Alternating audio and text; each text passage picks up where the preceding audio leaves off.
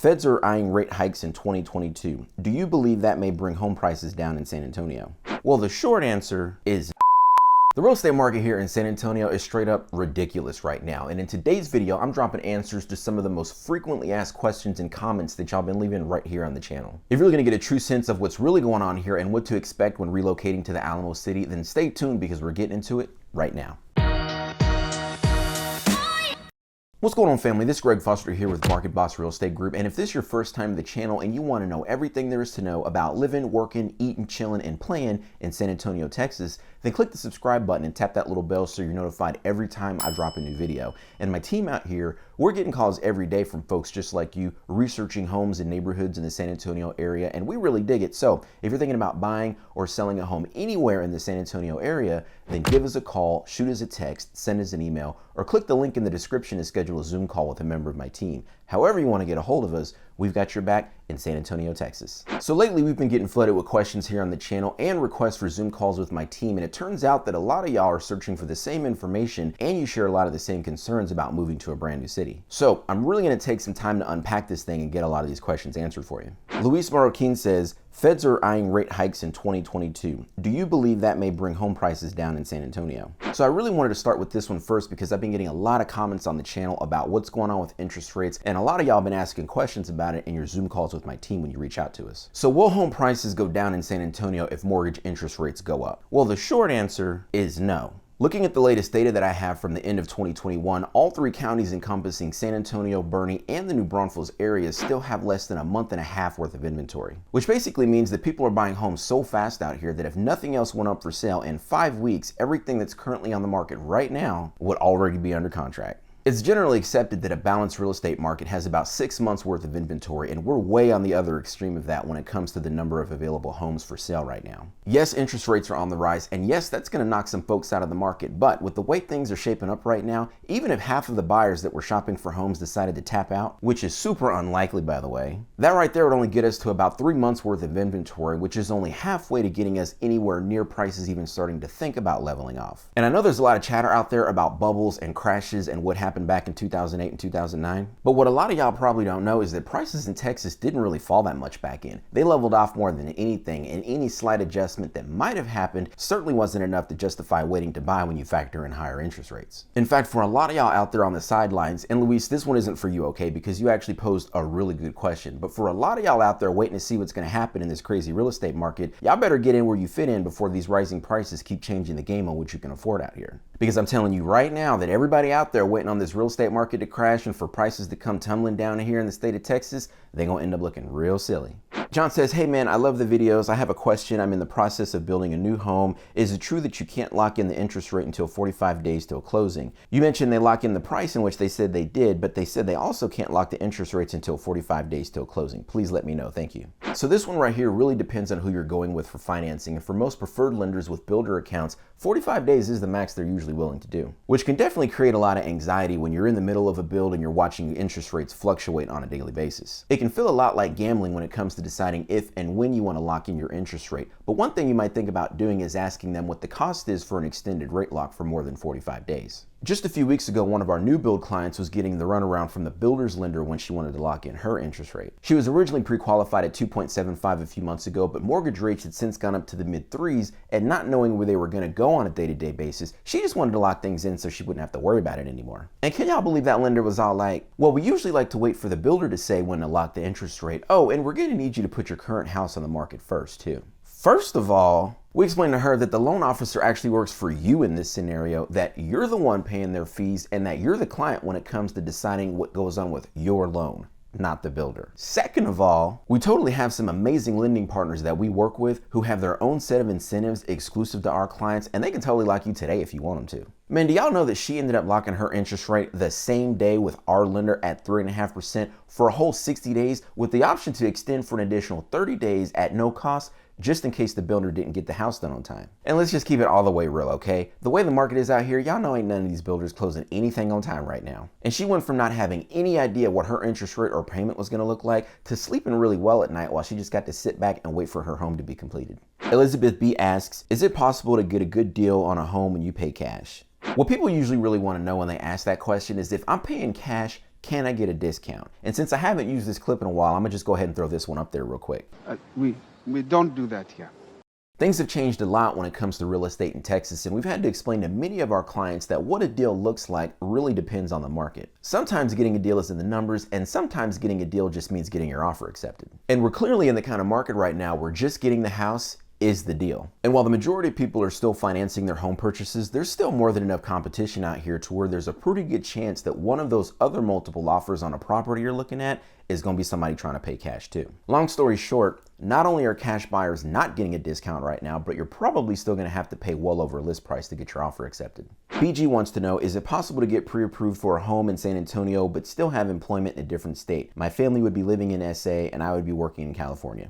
We've actually helped a lot of clients do exactly that, so it's totally doable if it's something you want to look into. In fact, a few of the things that my team covers in their initial consultation is timing around your employment and move dates, along with a few financing guidelines when we're helping people put a plan together for relocating. Now, we're realtors and not loan officers, okay? So we do have folks that we can refer you to have a much deeper discussion around your financing strategies. But in scenarios where you're looking to buy a place in Texas without job or income in this state, we usually recommend that you look into a second home purchase. We've had folks go that route when only part of the family was moving here, like you mentioned, and also when our clients are looking to buy here before they actually secure a job locally. It doesn't really matter if you currently own a home or if you're renting in your current state. Lenders just consider it a second home purchase for that loan product when you're buying a home in an area but you're not drawing income from there yet. You do have to go conventional with at least 10% down, so that cuts out government insured loans like FHA and VA, and the interest rate is slightly higher for a second home purchase, but not by very much at all. For a lot of our clients, going the route of a second home purchase made a lot of sense because it allowed them the opportunity to secure a home here while still giving them the flexibility they were looking for around their job search when they put their current home on the market and ultimately when they decided to move here.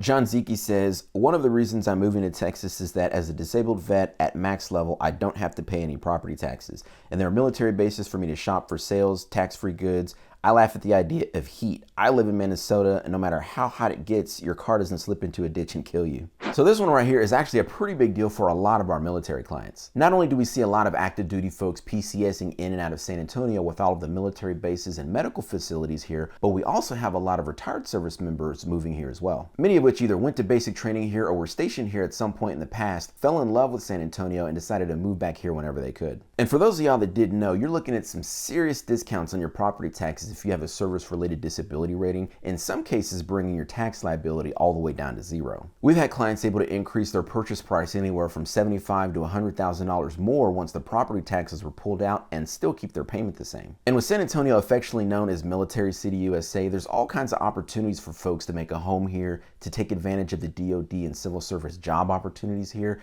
and either raise a family or settle down for retirement in a city that really appreciates the service that they've given to this country. Oh, and on a side note, I actually grew up in Kansas, and while the winters there aren't as severe as the winters in Minnesota, we'd still get snow and freezing rain well into March, so I felt that whole sliding into a ditch thing down in my soul. Niam2739 asks, can you recommend someone to help us get our ducks in a row? We're first-time home buyers going VA on a small budget and okay credit. Honestly, there's so much we don't know and we definitely need some help.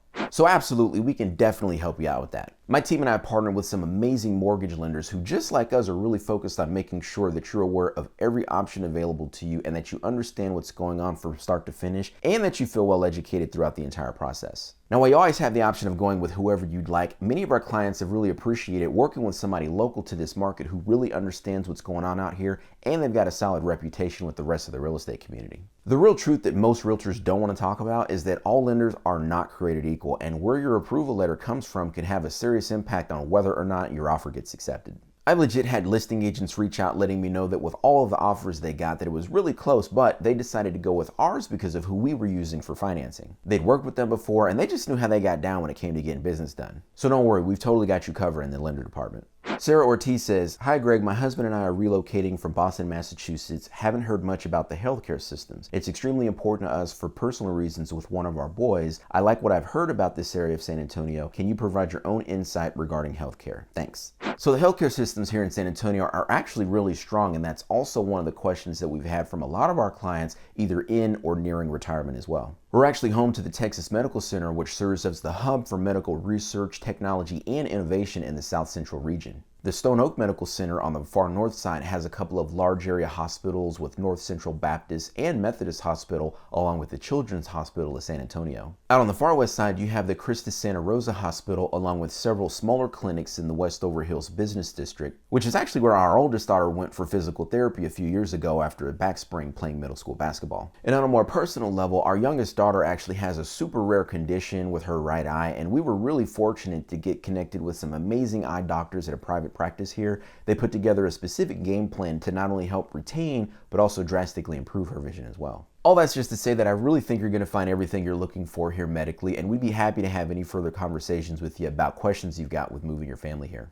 Michael Hughes says, I'm interviewing for a job in New Braunfels. Assuming I get the job and choose to live in San Antonio, would the commute be difficult? So that commute really isn't that bad. You can totally make it work, and in fact, a lot of people do. It's only about a 45-minute drive from downtown San Antonio to downtown New Braunfels, so you've got quick access to everything available to you in both cities. We've also seen a lot of people who work in Austin giving New Braunfels a serious look too because of the much better affordability they're going to find there. I will say though that if you're planning on living in San Antonio while working in New Braunfels, you'll definitely want to focus your home search down to a couple of areas. The far north side, just outside Loop 1604, is a really good option for quick access to Highway 281, then Highway 46 west into New Braunfels. And then the northeast side of San Antonio is also a really good option for a quick shot up I-35 into New Braunfels as well. Either way though, you're probably looking at about a 30 to 45 minute commute if you're having to deal with rush hour traffic.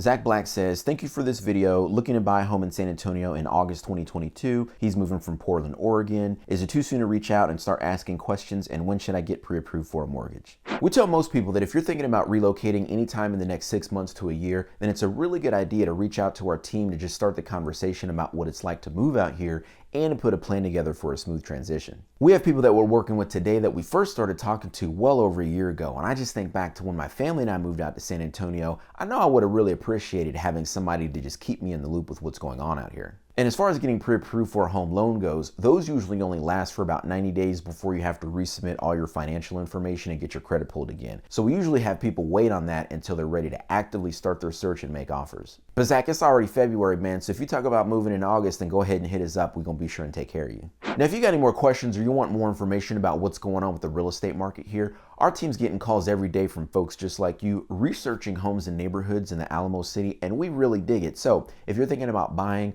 or selling a home anywhere in the San Antonio area, then give us a call, shoot us a text, send us an email, or click the link in the description to schedule a Zoom call with a member of my team. However you want to get a hold of us, we've got your back in San Antonio, Texas.